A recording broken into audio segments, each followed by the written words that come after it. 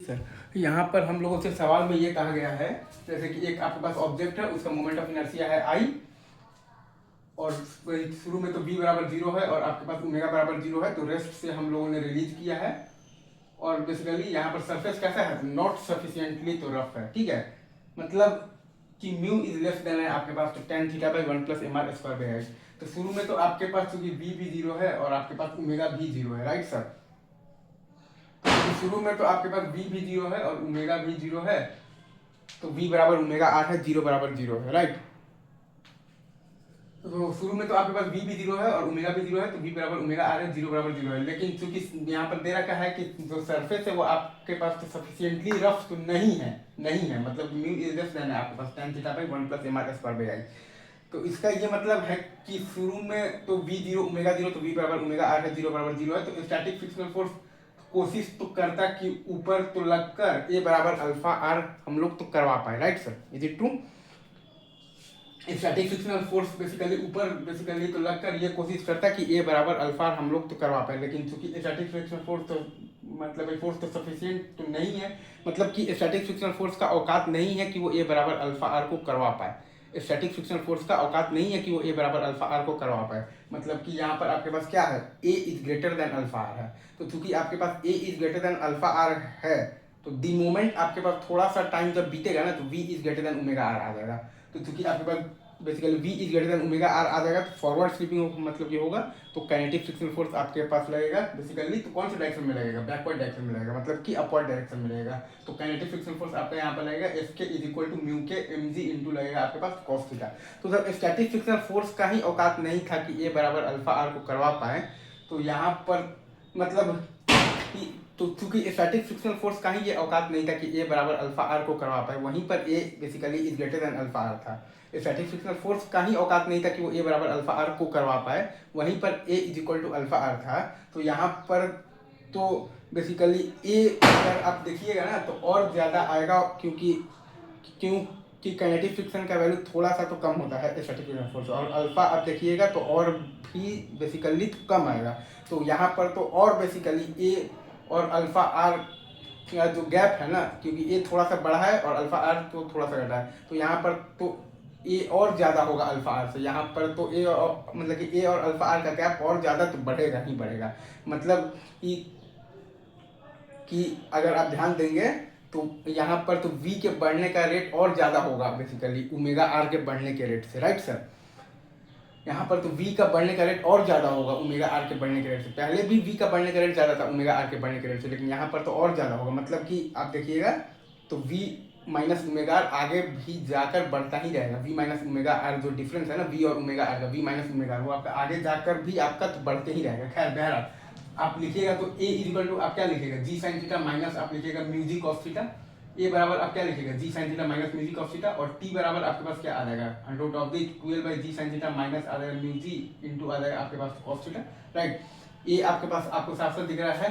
कि यहाँ पर एम जी साइन थीटा नीचे है, तो a बराबर है आपके पास G sine theta minus mu जी कॉस थीटा, और ये आपके पास t बराबर है under root of the 12 by ji sine theta minus mu ji cos theta, और v एट द बॉटम आपके पास क्या आ जाएगा, a इंटू टी, तो G sine theta minus mu जी कॉस थीटा इंटू आ जाएगा आपके पास under root of the 12 by ji sine theta minus mu ji cos theta, या फिर आप लिख सकते हैं under root of the 12 into g sine theta minus mu ji cos theta, right sir, is it true. अच्छा, अब अगर आप ट्रांसलेशनल तो kinetic energy at the bottom अगर आप लिखिएगा तो वो आपके पास क्या आता है, हाफ m इंटू तो वी स्क्वायर, तो हाफ m इंटू तो 12 इंटू आ जाएगा आपके पास जी साइन थीटा माइनस आ जाएगा म्यू जी इंटू आ जाएगा आपके पास कॉस थीटा। तो चाहे आपके पास सॉलिड स्फीयर हो, हॉलो स्फीयर हो, या डिस्क हो, या रिंग हो, ये एक्सीलरेशन सबके लिए बराबर है। ये आप देखिएगा तो टाइम भी सबके लिए बराबर है, और वी बॉटम भी सबके लिए बराबर है, और ट्रांसलेशनल काइनेटिक एनर्जी भी सबके लिए बराबर है। चाहे आपके पास हॉलो स्फीयर हो, या सॉलिड स्फीयर हो, या डिस्क हो, या रिंग हो, आपके पास एक्सीलरेशन सबके लिए बराबर है, आपके पास ये टाइम सबके लिए बराबर है, आपके पास ये वेलोसिटी एट द बॉटम सबके लिए बराबर है, और आपके पास ये ट्रांसलेशनल काइनेटिक एनर्जी भी सबके लिए बराबर है। और अगर आप ये देखिएगा बेसिकली तो rotational kinetic energy at the bottom, तो वो आपके पास क्या आएगा, half I into omega at the bottom का स्क्वायर, तो ओमेगा एट द बॉटम बराबर आपके पास तो क्या आएगा, अल्फा इंटू टी, और अल्फा क्या होता है आपके पास तो टॉर्क बाई आई, तो mu M G cos theta into R और बाई आई, और इसका होल स्क्वायर इंटू आपके पास आ जाएगा जो टाइम का भी स्क्वायर करेंगे ना, तो 12 by ji sine theta minus mu ji cos theta, क्योंकि ओमेगा एट द बॉटम आपके पास क्या है, अल्फा इंटू टाइम, और टाइम अच्छा, और अल्फा आपके पास क्या मतलब कि आता है, तो टॉर्क बाई आई, तो mu M G cos theta by I alpha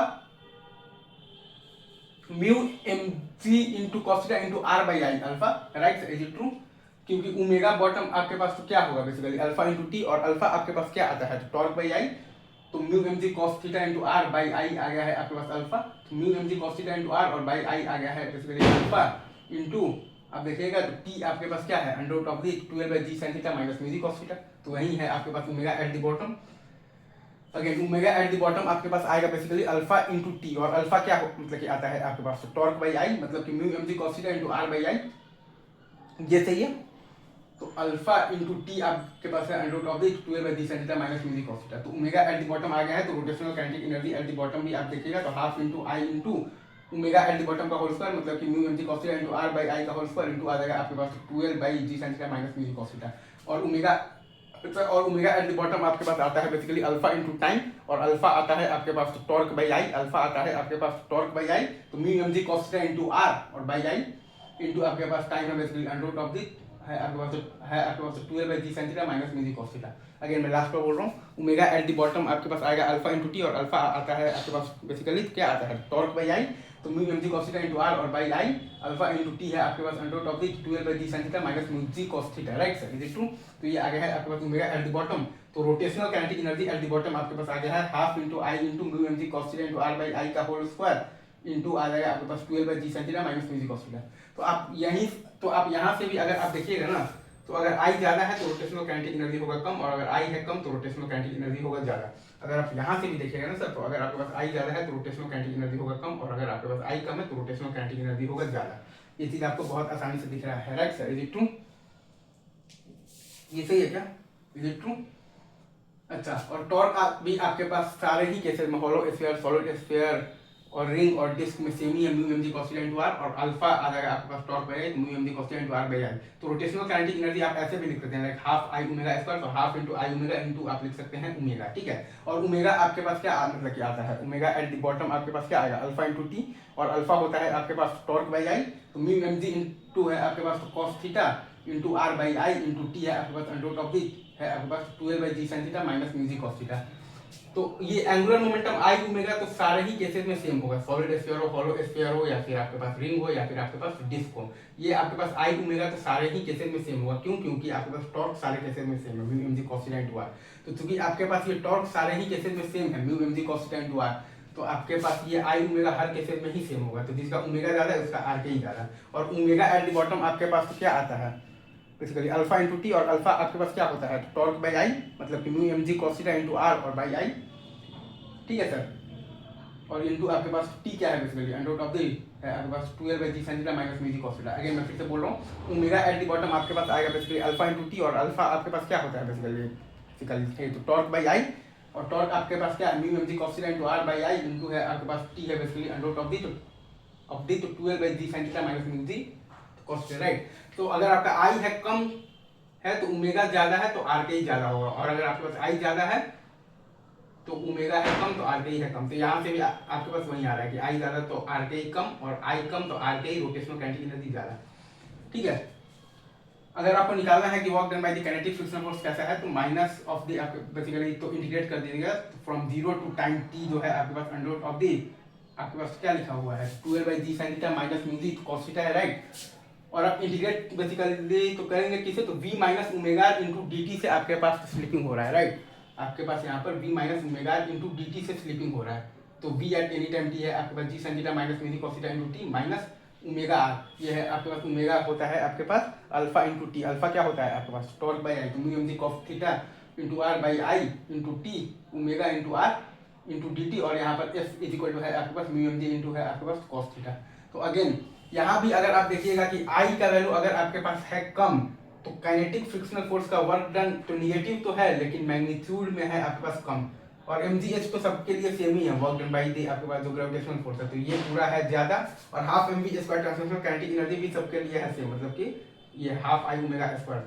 तो रोटेशनल काइनेटिक एनर्जी है ज्यादा, मतलब कि अगर आपके पास आई है कम तो रोटेशनल काइनेटिक एनर्जी है ज्यादा। और अगर आप ऐसे भी अगर आप देखना चाहें तो अगर आपके पास आई है ज्यादा तो बेसिकली तो काइनेटिक फ्रिक्शनल फोर्स का वर्क डन जो है वो उसका मतलब कि उसका साइन तो निगेटिव ही है लेकिन मैग्नीट्यूड ज़्यादा है। और mgh तो बेसिकली तो ग्रेविटेशनल फोर्स का वर्क डन तो mgh ही है, वो तो सारे केस में सेम ही है। तो ये पूरा आपका हो जाएगा कम हो जाएगा। और half m v square translational kinetic energy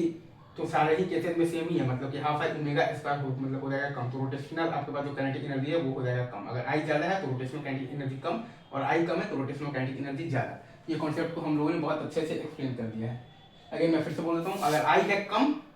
ठीक है सर, तो आपके